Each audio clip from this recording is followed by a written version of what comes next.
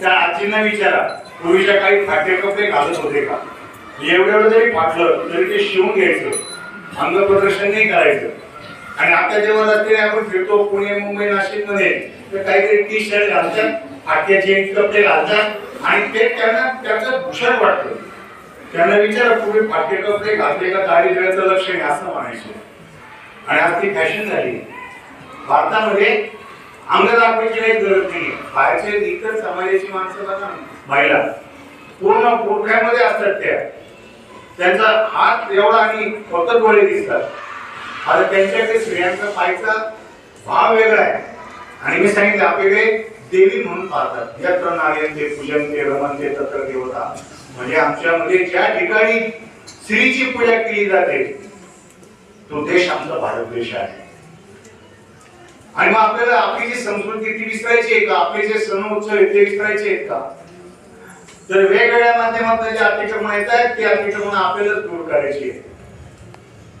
तुम्ही विचार करा ना की आपले जे प्रेरणा स्रोत आहे राजमाता जिजाऊ साहेब.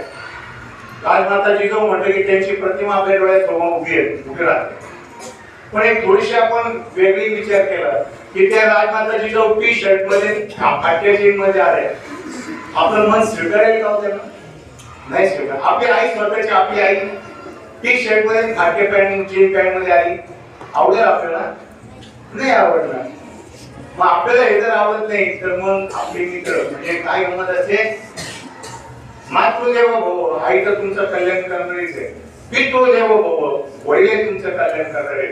आचार्य देवो भव, प्रत्येक शिक्षकाला वाटतं की आमच्या शाळेतला विद्यार्थी खूप टॉपला जावा, खूप यशस्वी व्हावा आणि आम्हाला अभिमानाने सांगता यायला पाहिजे, तो जो IPS अधिकारी झालाय ना तो आमच्या काशेश्वर विद्यालयामध्ये शिकलेला आहे. ते जे मोठे अधिकारी बसले ते आमच्या विद्यालयामध्ये शिकलेले. शाळेला अभिमान वाटतो, आई वडिलांना अभिमान वाटतो.